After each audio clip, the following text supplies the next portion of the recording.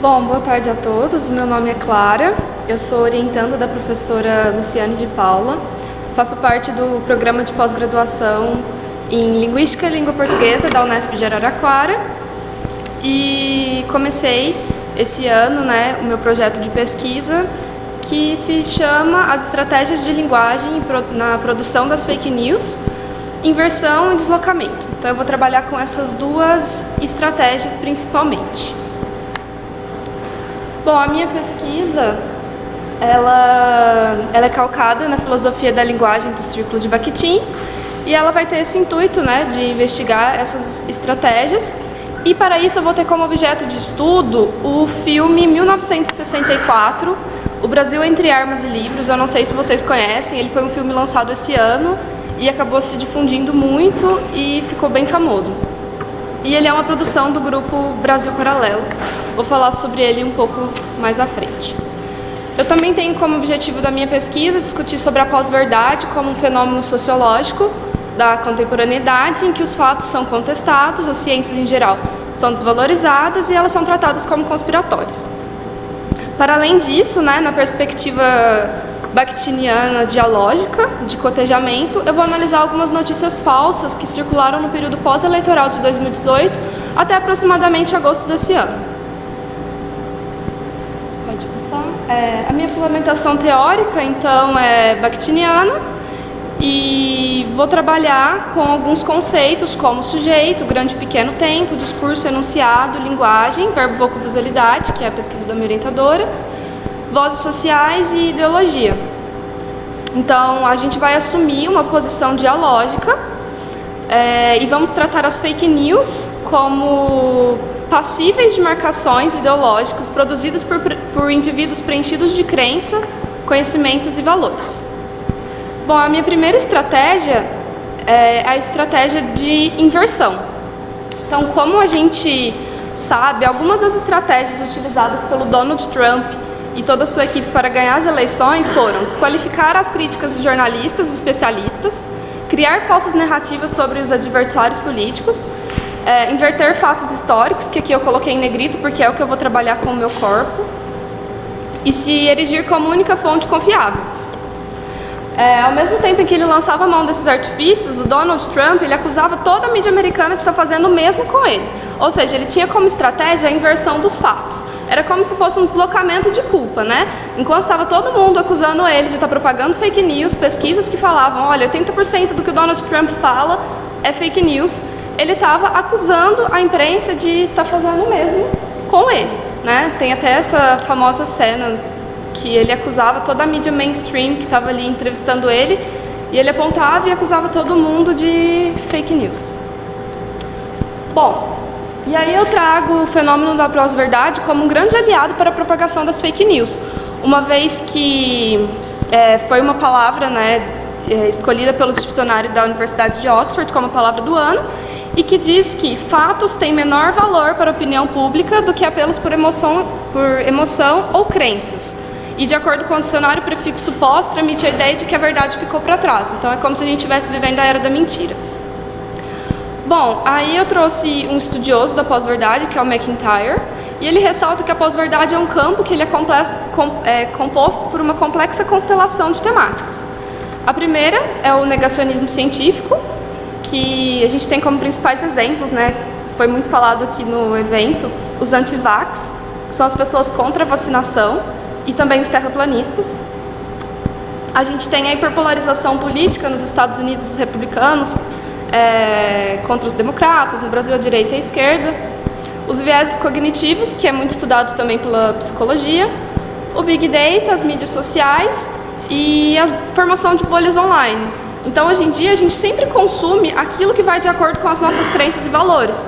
No nosso feed do Facebook, ele está 50% do que a gente vê vai ser coisas que vai de acordo com o que a gente acredita e com o que a gente acha que é uma visão correta.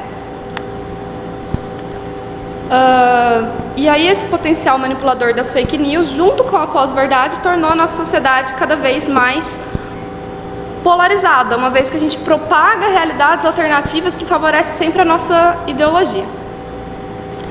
Bom, a relevância do tema, claro, na nossa área de análise do discurso é acarretar reflexões sobre a dimensão dialógica da linguagem. Outro teórico que eu utilizo é o Matthew D'Ancona. Ele escreveu o livro Pós-Verdade, a Nova Guerra contra os Fatos em Tempos de Fake News. E ao caracterizar a pós-verdade, ele diz que o que traz de novo não é a desonestidade dos políticos. Isso sempre existiu, mas sim a resposta do público a isso. Então a indignação está dando lugar à indiferença e, por fim, a conveniência. É aquela coisa, né? A gente está escolhendo em qual fake news acreditar. Se ela é conveniente, a minha crença, a minha ideologia, ela já é relativizada. Então ela não é tão ruim assim. Desse modo, as estratégias utilizadas nas fake news ocorrem sem necessariamente ter que provar para o público com fontes bibliográficas seguras ou uma argumentação lógica mínima a defesa que se faz de uma visão histórica, aqui novamente grifado, e política paralela a já estabelecida. Então, na era da pós-verdade, acredito, logo estou certo. Bom, aqui eu vou falar um pouquinho sobre o meu objeto, que é esse filme. Ele chama 1964, Brasil entre Armas e Livros. Ele está disponível no YouTube e até essa semana, que foi quando eu tirei esse print, ele estava com 6 milhões aproximadamente de visualizações.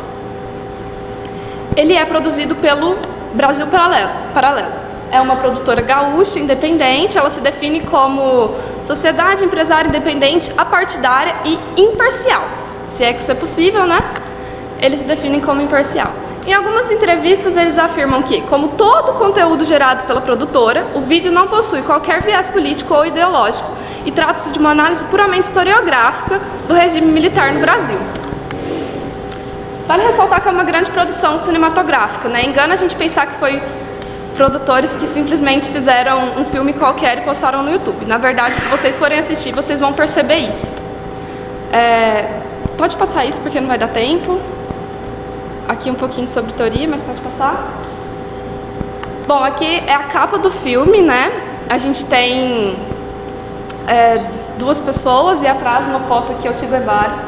E o filme diz, né, nas palavras dos produtores, procurando oferecer uma outra perspectiva a respeito da ditadura militar instaurada no Brasil entre 64 e 85, o documentário reúne sociólogos, historiadores e jornalistas para debaterem o passado e a sua influência no futuro, analisando uma coletânea de documentos retirados do serviço de inteligência da extinta Tchecoslováquia. Eles prometem revelar uma verdade até então escondida. Então, eles fazem toda a propaganda deles em torno dessa verdade que a gente não sabe sobre o regime militar no Brasil, mas que a gente precisa conhecer. E esses sociólogos, historiadores, né, que eles citam, que compõem o documentário, na verdade tem 2 historiadores, a maioria é jornalistas e pessoas economistas, eles falam que são especialistas, e entre os sociólogos a gente tem também o guru do Bolsonaro, que é o Olavo de Carvalho. Pode passar que não vai dar tempo. Não, volta rapidinho, só para falar. Ele foi exibido primeiramente no Cinemark, mas como foi tido como um filme pró-golpe, o Cinemark depois acabou tirando esse filme do ar. Mas a consequência disso foi, eles fizeram uma grande divulgação para a mídia mainstream, que divulgou completamente o filme, fazendo com que ele fosse o documentário mais visto desse ano. Pode passar. E aí aqui eu coloquei algumas considerações sobre o filme para finalizar. Eles buscam provar que havia uma ameaça comunista no Brasil e que tal ameaça seria condição suficiente para justificar ontem e hoje o golpe de 64. Ele não nega que houve um golpe, mas ele tenta sustentar que o golpe era um anseio da sociedade como um todo e o golpe teria sido, na verdade, um contragolpe para conter o socialismo que estava sendo implantado no Brasil.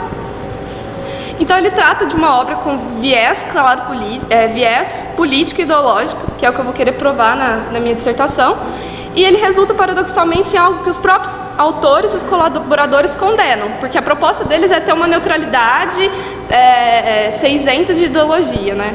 Como o nosso ministro da Educação gostaria que fosse o Enem. Bom, aqui eu trouxe por fim a estratégia de deslocamento espaço-temporal para usar como exemplo, que é a segunda estratégia que eu vou analisar. Que aqui eu retirei esse exemplo do filme. Essa foto é foto de garimpeiros na Serra Pelada, no Pará. Foi tirada em 1986 por um fotógrafo brasileiro bem famoso, que é o Sebastião Salgado. E ele tirou essa foto, né, desse garimpeiro segurando o fuzil do militar. E no documentário eles se apropriam dessa foto inadequadamente.